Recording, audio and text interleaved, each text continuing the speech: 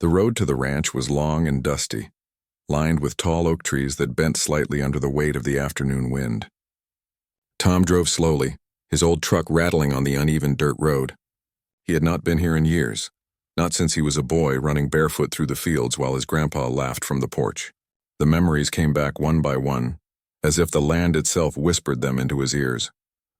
Grandpa's ranch was not just a piece of property. It was a place filled with life and stories. The old red barn stood proudly at the back, its paint faded but still holding strong. The wooden fence stretched far and wide, though a few posts leaned from years of weather. The grass had grown taller than he remembered, swaying gently as if welcoming him home. Tom parked the truck near the porch and stepped out. The air smelled of earth, pine, and a hint of wildflowers carried on the wind. It felt different from the city air, lighter, cleaner, and more honest.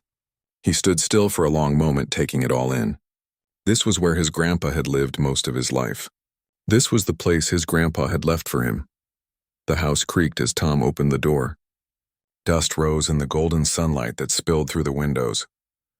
Inside, it was quiet, too quiet, but everything was as he remembered. The old rocking chair, the shelf filled with worn books, and the photographs on the wall showing his grandpa smiling with neighbors during harvest festivals. Tom placed his bag on the wooden floor. "I'm here now, Grandpa," he whispered, his voice carrying a mix of sadness and determination. That evening, Tom sat on the porch steps. The sky turned orange and pink, the sun sinking slowly behind the hills. Crickets began their nightly song. He closed his eyes and felt at peace for the first time in years, but his peace did not last long. Across the road, a woman stood with her arms crossed tightly against her chest. Her posture was stiff, her face pinched with disapproval. She wore a neat outfit as though she had just stepped out of an office meeting. Not the kind of clothes one expected in the countryside. Tom noticed how she kept glaring at him, her eyes sharp like arrows. After a few minutes, she marched toward the ranch, her heels clicking on the gravel. Tom rose to greet her politely, but her expression made it clear she had no friendly intentions. "You can't stay here," she said, her tone harsh and filled with authority. "This property is under the rules of our homeowners association. Outsiders are not allowed to just move in." "You are trespassing," Tom blinked in surprise. "I think you're mistaken. This ranch has been in my family for generations. It's not part of your HOA. I inherited it from my grandpa." The woman's eyes narrowed. "My name is Mrs. Karen, and I am the president of the HOA. Every home in this area must follow our rules. This place is no exception." Tom shook his head calmly. "I respect your position, but you're wrong. My grandpa made sure this land was kept private. It has never been under your HOA. I have the deed that proves it." Mrs. Karen's lips pressed into a thin line. Her face turned slightly red, though whether from anger or embarrassment Tom could not tell. She leaned closer, her voice low but sharp. "We will see about that. People cannot just show up and live however they want. This neighborhood has standards." With that, she turned on her heel and stormed back across the road. Tom watched her go, a heavy sigh escaping his chest. He had heard of strict HOAs before, but he never thought one would try to extend power onto land that wasn't even theirs. As darkness settled over the ranch, Tom sat back on the porch, the stars shining brighter than he remembered. He felt the quiet of the land, but beneath that peace he also felt the first shadow of trouble. The next morning, Tom woke to the sound of birds calling outside. He cooked himself a simple breakfast, eggs on an iron skillet just the way his grandpa used to make them. After eating, he stepped outside to walk the property, checking the fences and looking at the barn. He was already making a list in his mind of repairs he needed to do, but when he reached the front gate, he noticed something stuck between the wood slats. It was a folded piece of paper. Opening it, he saw a list written in bold letters. "Violation notice: barn needs repainting, grass too high. Must be trimmed to approved height, remove windmill. Not in line with HOA style, old truck not allowed to park in visible area." At the bottom was a signature. "Mrs. Karen." HOA President Tom let out a small laugh, shaking his head. "She really thinks she has power here," he muttered. He crumpled the paper and tossed it into a bin. Later, when he drove into town for supplies, he stopped by the general store. As he was loading bags into his truck, a man with gray hair and a kind face walked up. "You must be Tom," the man said warmly. "I'm Paul. Your grandpa and I were good friends." Glad to see someone taking care of the ranch again. Tom smiled, feeling relief at the kindness. Good to meet you, Paul. I'm just getting settled. But it seems your HOA president doesn't want me here. Paul chuckled knowingly. Mrs. Karen, don't let her bother you. She thinks she runs everything around here. But she has no say over your land. Your grandpa always kept it out of their control. She won't accept that, though. Tom nodded slowly. Thanks for the warning. I'll be ready. That afternoon, as Tom repaired a broken section of fence, he saw Mrs. Karen approaching again, this time with two men in suits. Their faces were serious, their steps firm. Tom set down his hammer and waited. Karen spoke first, pointing at his truck. This vehicle must be moved. Our rules forbid parking like this. Tom wiped his hands on his jeans and answered calmly. I already told you. This ranch isn't in your HOA. Your rules don't apply here. One of the men adjusted his glasses. Sir, we're members of the HOA board. All properties in this area fall under our code. Tom walked inside and returned with a folder. He opened it to show them the deed, clearly marked with boundaries that excluded the HOA. The ranch was private land, separate since long before the HOA was even created. This is my proof, Tom said firmly. You can look at the county records, too. This land belongs to my family, not your association. The men studied the document in silence while Karen's face grew redder by the second. Finally, one of them cleared his throat. We'll have to confirm this with the county. Karen snapped. He's trespassing. He doesn't belong here. Tom met her eyes steadily. I belong here more than anyone. My grandpa built this ranch with his own hands. You can't take that away. The board members shifted uncomfortably and followed Karen back down the road, though she kept looking over her shoulder, her glare sharp as ever. When they were gone, Tom stood at the gate watching the fields sway in the gentle wind. He knew this was only the beginning. Mrs. Karen was not going to stop easily, but he also knew he would not be leaving. This was his home now. The sun dipped behind the trees as Tom finished his work on the fence. The land stretched wide before him, strong and steady. He whispered softly, as if his grandpa could still hear him. I'll take care of it. No one's going to drive me out. The crickets began their nightly chorus again, and Tom returned to the porch, ready for whatever tomorrow would bring. The sun rose over the hills, spilling warm light across the wide fields of the ranch. Tom stood at the porch with a mug of coffee in hand. The smell of morning grass mixed with the earthy scent of soil after last night's dew. For the first time in many years, he felt alive. Yet the folded piece of paper from yesterday, the so-called violation notice that Mrs. Karen had left, was still on his mind. He knew she would not give up easily. People like her never did. After breakfast, Tom strapped on his boots and went out to the barn. The red paint was faded and the doors creaked, but the building stood solid. Inside, there were old tools, piles of hay, and even the saddle his grandpa had used for years. He ran his hand over the worn leather, remembering summer afternoons when he was a boy, riding slowly while his grandpa guided him. The quiet of memory was broken by the sound of footsteps outside. Tom walked out, and there she was again, Mrs. Karen. This time she was not alone. Two board members followed her, both holding clipboards. Karen pointed at the barn. This structure is in violation of neighborhood standards.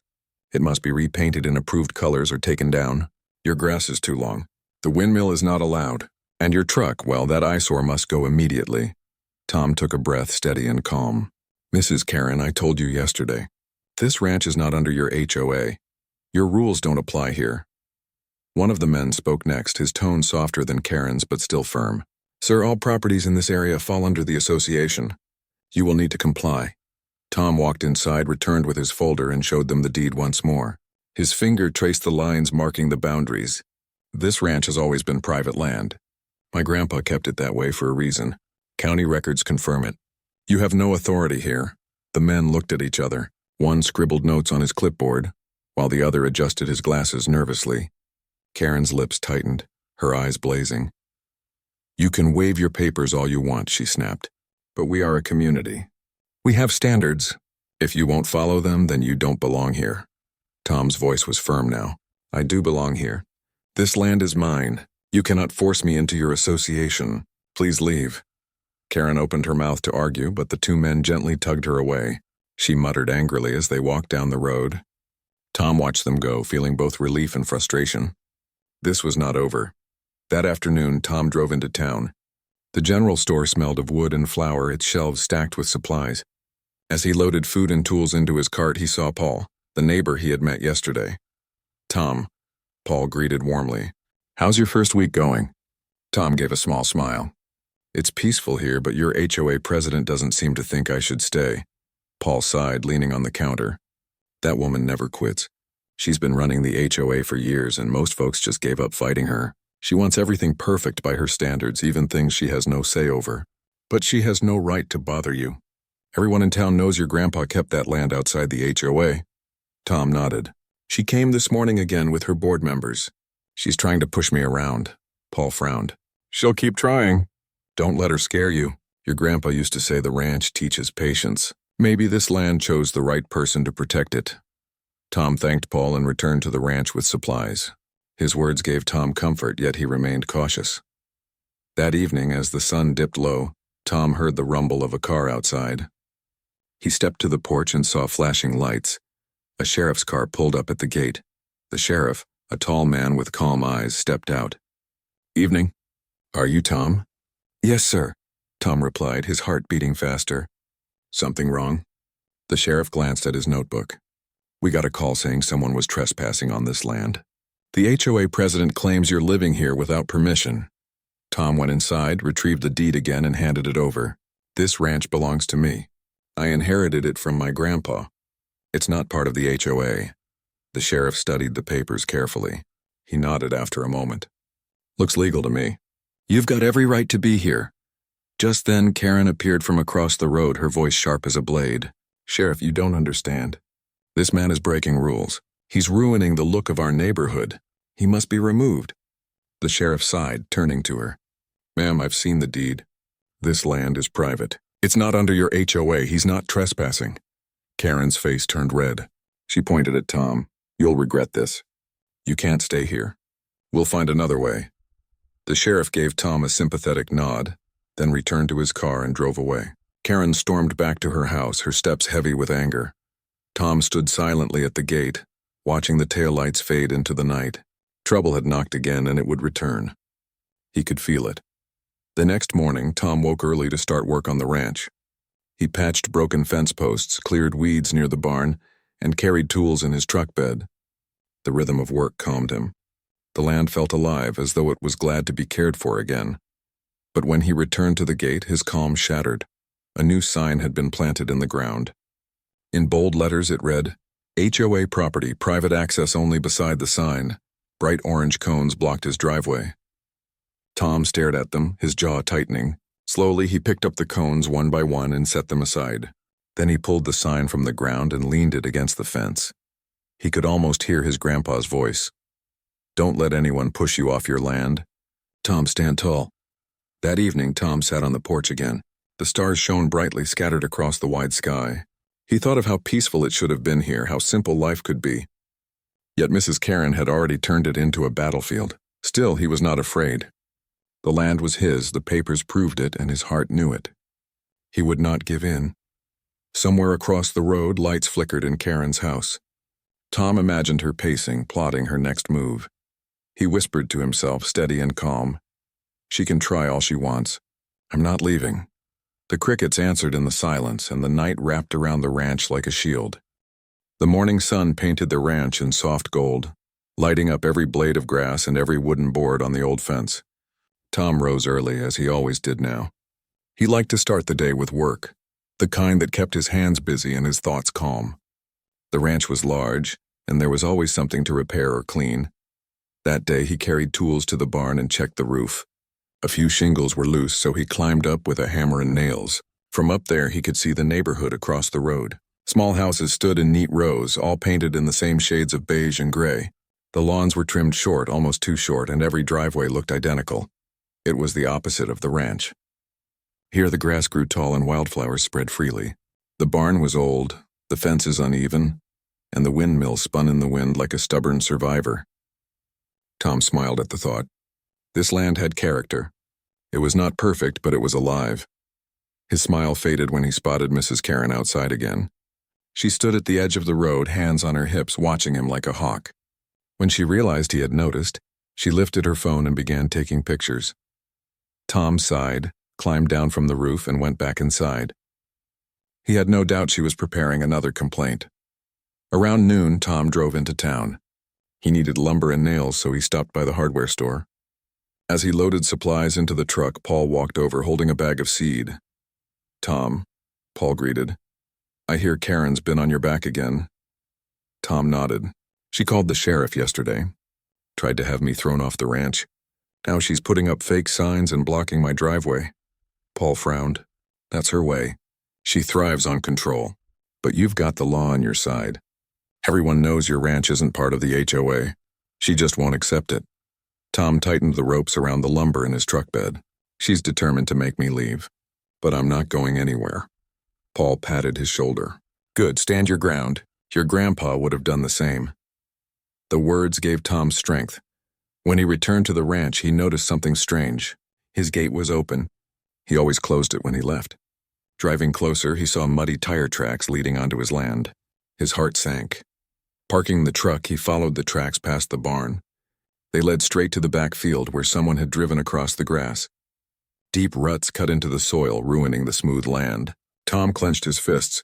Whoever had done this wanted to send a message. He didn't need to guess who. That evening, as he stood repairing the fence, he saw Karen marching toward him again. This time she had no board members with her. She stopped just outside the gate, her eyes flashing. "You think you're clever," she said sharply, "but this isn't over. You're lowering the value of every house in this neighborhood. Your barn is an eyesore. Your truck looks like junk. And that windmill, well, it's a disgrace." Tom leaned on the fence, keeping his voice steady. "This ranch is not part of your neighborhood. It's mine, and I'll care for it my way." Karen's lips curled into a thin smile. "Then you leave me no choice. I'll take this to the county office. You'll be forced to obey sooner or later." Tom met her stare without fear. "Do what you must." "I know where I stand." She spun on her heel and stormed away, but her words lingered in the air like storm clouds. The next morning, Tom heard a knock at the door. When he opened it, the sheriff stood there again, looking weary. "Morning, Tom," the sheriff said. "Sorry to bother you again. We had more calls from the HOA president. She claims you're damaging the neighborhood and trespassing on community land." Tom shook his head with disbelief. "This is my land. She knows it. Why won't she stop?" The sheriff sighed. "I believe you, but I had to come check. Rules say I have to follow up on complaints. Can I see the deed again?" Tom handed it over. The sheriff studied it for a long moment, then gave it back. "Looks clear. You're the rightful owner. I'll file my report. But Tom, I'll be honest, she won't stop. She's persistent." "I can handle her," Tom replied. "This is my home." The sheriff nodded. "Then keep standing tall. If she crosses the line, you let me know." Later that day, Tom decided to do something different. He invited Paul and a few neighbors to visit the ranch. He wanted to show them the truth, that this place was not a problem but a piece of history worth keeping. By afternoon, Paul arrived with his wife and 2 children.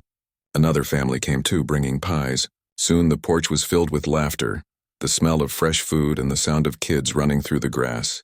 Tom grilled meat on the fire pit, the smoke curling into the sky. The neighbors admired the ranch. They said it reminded them of simpler times when life wasn't about rules and codes, but about freedom and community. Tom felt a warmth in his heart as he listened. But just as the sun began to set, trouble arrived. Karen stormed across the road, her voice rising above the laughter. "What is this, a party? You can't just hold events without HOA approval. This is a violation." Paul stood up, his voice firm. "Karen, enough. This isn't your land. Stop harassing him." Others nodded, their faces serious. They were tired of her constant control. Karen's eyes blazed. "You'll all regret this. If you side with him, then you're against the rules, and rules are what keep this place beautiful." But the neighbors did not back down.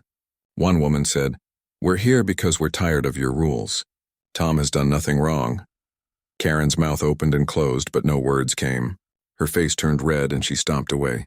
The neighbors clapped Tom on the back, offering support. The gathering continued, though quieter now. But Tom could feel it. The war with Karen was reaching a new level. That night, Tom sat on the porch long after the neighbors had gone. The stars filled the sky, shining over the wide ranch. He thought about his grandpa, about how much he had loved this land, and about how hard he had worked to keep it free from control. Now it was Tom's turn to do the same. Karen would not stop. She would call offices, file papers, plant signs, and block driveways. She would twist every rule she could find. But Tom knew one thing. She could not change the truth. The ranch was his. It always had been, and it always would be. He whispered into the night, his voice calm but strong. "This is my home. I will not give it up." The windmill turned slowly in the dark, as if agreeing with him, as if his grandpa's spirit still lingered, standing guard over the land. And so the battle continued. But Tom's resolve grew stronger with every passing day. The days passed, and Tom continued working on the ranch, but he knew deep inside that Mrs. Karen was planning something bigger. Every time he looked across the road, he saw her curtains shift as if she was watching his every move. Sometimes she stood in her yard, speaking loudly on her phone, pointing at the ranch as though she was giving instructions about it. Tom kept calm, focusing on the work in front of him. He fixed the broken porch railing, cleaned the barn, and cleared weeds from the back fields. He reminded himself of his grandpa's words, "The land rewards patience. Let your hands stay busy, and your mind stay steady." Still, a storm was building, and Tom could feel it in the air. The letter from the county one morning. As Tom was repairing the chicken coop, he saw the mailman ride up on his bike. The man waved and handed Tom an envelope with the county seal. Tom opened it carefully, his stomach tightening as he read. It was a formal notice sent because of multiple complaints about his property. The letter listed issues such as non-standard structures, unapproved gatherings, and possible zoning violations. At the bottom, it stated that an inspection would be scheduled soon. Tom let out a long sigh. He did not need to guess who filed the complaints. That evening, Paul came by. Tom showed him the letter, and Paul shook his head in anger. "She won't stop until you're broken," Paul said. "But don't worry. The county has records. They'll see your ranch isn't in the HOA. "I know," Tom replied, "but it still bothers me. She's trying to use every trick to scare me." Paul gave a firm nod. "Then don't let her win. Stand tall. You're not alone in this." Karen's new plan the next few days brought even more trouble. Karen hired landscapers to trim bushes along the road near Tom's fence, claiming it was community property. The men arrived with loud machines and began cutting without asking. Tom walked over, calm but firm. "This is private land," he told them. "You can't work here without my permission." The workers looked uneasy. "Mrs. Karen said this area belongs to the neighborhood."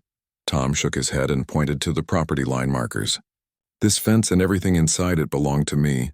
If you continue, you'll be trespassing." The workers exchanged glances, then packed their tools and left. Not long after, Karen appeared, furious. "You're ruining our neighborhood's image." "Everyone else follows the rules." "Why can't you?" Tom answered steadily. "Because I don't have to. This land is free from your association. My grandpa made sure of that." Karen's eyes narrowed. "You may think you've won, but I'll find another way." The gathering at the ranch one Saturday afternoon, Tom decided he would no longer stay quiet.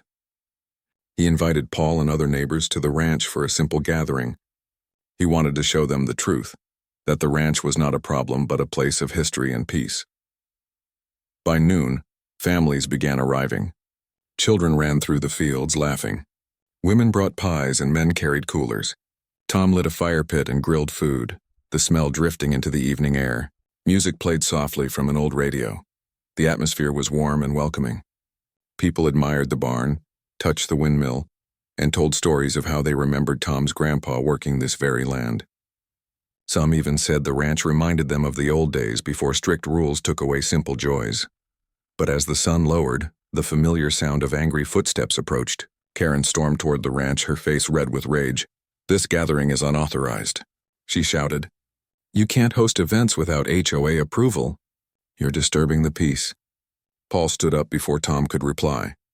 "Karen, this isn't your land. You have no say here." Several neighbors nodded in agreement. One woman added, "We're tired of your rules, Karen. This ranch isn't hurting anyone. In fact, it's the best place we've been in a long time." Karen turned in circles, pointing at the group. "You're all making a mistake. If you support him, then you're against the association. And the association will not forget that." But instead of fear, the neighbors looked stronger. They were tired of her endless control. Tom stepped forward, his voice steady but clear. "This ranch is mine. You can't take it away, and if anyone here wishes to visit, They're welcome. That's how it's always been. Karen stood frozen, her face pale. For the first time, she seemed unsure of herself. The neighbor's support had shaken her power. She muttered angrily, "This isn't the end," then turned and walked back to her house. The inspection day. A week later, the county officials arrived. 2 men in suits and 1 woman with a clipboard walked up the porch. Tom greeted them politely and showed them the property. They inspected the barn, the windmill, and the fences. They asked questions, took photos, and checked maps. Tom remained calm, answering everything honestly. Finally, they sat down on the porch and opened their files. "Mr. Tom," one official said, "we've reviewed the records. Your ranch has never been part of the HOA. It is private land, exempt from their rules. The complaints filed against you hold no authority." Tom felt a weight lift from his shoulders. "So I'm free to keep the ranch as it is?" The official smiled. "Yes. As long as your property remains safe and within county guidelines, you're free to manage it as you wish." At that moment, Karen stormed out of her house, shouting from the road. "What are you doing? He's violating everything. He's destroying our neighborhood." The officials turned to her. "Mrs. Karen, your complaints are invalid. This ranch does not belong to your association. Please stop filing false reports or further action will be taken." Karen's mouth fell open. She tried to speak, but no words came. For once, she had been silenced. Peace on the porch that evening. Tom sat on the porch again. The crickets sang and the windmill turned slowly in the cool breeze. The sky was painted with stars, brighter than ever. Paul arrived with his family. He carried a basket of bread and set it on the table.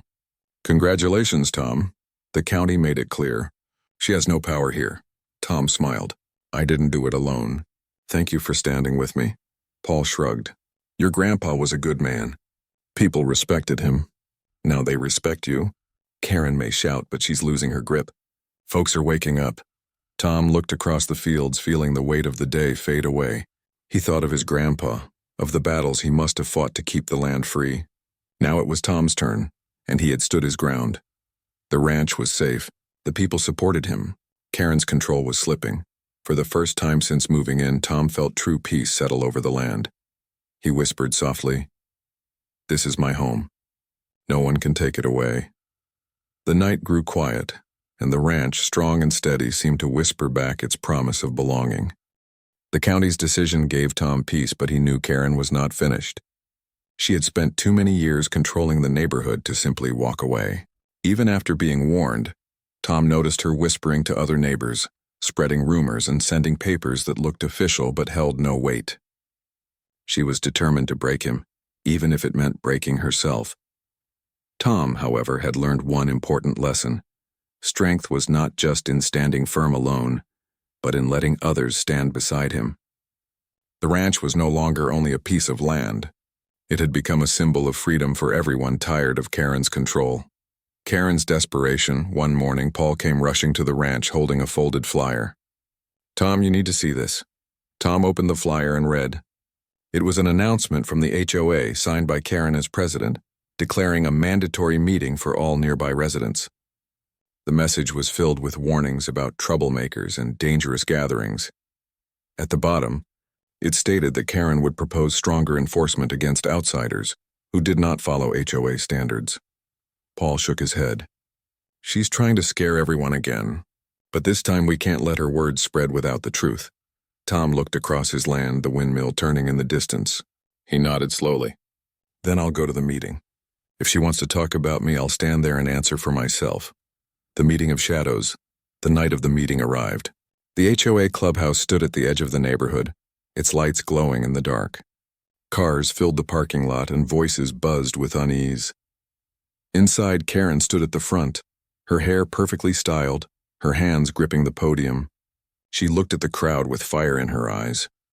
"Fellow residents," she began, "our neighborhood is under threat. A man has moved into land that borders our community. He hosts noisy gatherings, ignores our standards, and refuses to obey our rules. If we allow this, our values, our property, our safety, all of it will be destroyed." Some people murmured, nodding uncertainly. Others glanced toward the back where Tom had quietly entered. Karen slammed her hand on the podium. "This trespasser must be forced to comply or removed. The association cannot be weakened by rebellion." At that moment, Tom stepped forward. His boots echoed on the floor as he walked down the aisle. He stopped in front of the crowd, standing tall, his voice calm but clear. "I am not a trespasser. This land has been in my family for generations, long before this HOA existed." The county confirmed it. "My ranch is not in your association, and your rules do not apply to me." Karen's face turned red. "You don't belong here. You disturb the peace." Tom met her glare without flinching. "I belong to my ranch, and my ranch belongs to me. The only disturbance comes from you, Mrs. Karen, trying to control what is not yours." A silence fell over the room. Then Paul stood and spoke. "Tom is right. We've all seen how Karen rules with fear. She fines us for small things, threatens us, and never listens. But Tom showed us something different. His ranch is a place of welcome, of freedom. Maybe it's time we ask ourselves who really disturbs the peace." The crowd shifted uneasily. Some people nodded. A woman raised her hand. "My kids love playing at Tom's ranch. It reminds me of when life was simpler. Why should that be wrong?" Another man spoke up. "Karen fined me for leaving my trash bin out one extra day. She fined my neighbor for painting his door a different shade. Maybe we've let her go too far." Karen's voice grew shrill. "You're all blind. Without strict order, chaos will take over. Property values will collapse. Do you want weeds, broken fences, and lawlessness?" But the more she spoke, the more the people seemed to pull away from her. They were tired of fear. Finally, Tom said, "I'm not here to fight you. I'm here to live on my land in peace. If any of you wish to visit, my door is open. But I will not bow to rules that were never mine." The room erupted with whispers. Some stood with Tom, some hesitated, but one thing was clear: Karen's hold was weakening. The HOA cracks, the days after the meeting, brought change. Neighbors began visiting the ranch more often. Children helped Tom feed the chickens, and families brought food to share. Paul even organized a small volunteer group to help paint the barn. Karen, however, grew more desperate. She sent angry letters, threatened lawsuits, and even called for another vote to strengthen her powers. But fewer and fewer people supported her. Many residents began ignoring her letters, some even throwing them away without reading. One evening, Paul arrived with exciting news. "Tom, a group of neighbors is calling for Karen to step down. They're tired of her leadership." Tom looked surprised. "Will they really do it?" Paul grinned. "Oh yes. They've had enough. Your stand gave them courage." Sure enough, within weeks the HOA held a special election. Karen fought bitterly, giving fiery speeches about discipline and order. But when the votes were counted, she lost. A new president was chosen, a calmer man named Daniel who promised fairness and respect. Karen's face when the results were read was unforgettable. She stormed out of the clubhouse, her power gone. Karen's last move. But Karen was not ready to disappear quietly. Late one night, Tom heard a noise near the barn. He grabbed his flashlight and stepped outside. The beam cut through the darkness, and there, near the fence, he saw Karen. She was trying to spray paint words on his barn wall. "Get off my land, trespasser," she hissed, her hands shaking as she held the can. Tom's voice was firm. "Karen, this ends now." She froze, the light shining on her face. For a moment, all the anger drained from her eyes, leaving only desperation. "I gave my whole life to keeping order here. Without it, I'm nothing." Tom lowered the flashlight slightly. "You don't need to control others to have worth. But you have no right to harm my land. Leave before I call the sheriff." Karen dropped the can, her shoulders slumping. She muttered something under her breath, then turned and disappeared into the night. The next day, Tom reported the incident, and Daniel, the new HOA president, promised to handle it. Karen was officially removed from any role in the association. Her reign was over. Peace restored weeks passed, and life on the ranch settled into a steady rhythm. Tom planted a garden near the porch, fixed the roof of the barn, and even adopted 2 goats that the neighborhood children loved to visit. The new HOA president, Daniel, visited often. He assured Tom that the association respected his independence. In fact, he even asked Tom for advice on how to build a more neighborly spirit. Tom chuckled. "It's simple. Treat people with kindness. Let them breathe." The ranch became more than a home. It became a gathering place for the community, a reminder of freedom and friendship. Families celebrated birthdays there. Children ran barefoot in the fields, and old neighbors sat on the porch sharing stories. The ranch's promise one evening. Tom sat on the porch with Paul, watching the sun set behind the hills. The sky glowed orange, the windmill creaking softly. Paul smiled. "You know, your grandpa would be proud." You didn't just protect his land, you made it alive again. Tom nodded. I think he wanted it this way. Not just for me, but for everyone. He looked across the fields, now full of laughter and life. The ranch was safe. The neighbors were free, and Karen's shadow no longer loomed over them. For the first time since moving in, Tom felt not only peace but belonging. The ranch was no longer just a fight he had to win. It was a promise he had to keep for himself, for his grandpa, and for the future. He leaned back, breathing the cool evening air, and whispered, "This is home." And the land, steady and eternal, seemed to whisper back, carrying his words across the fields where freedom would always live.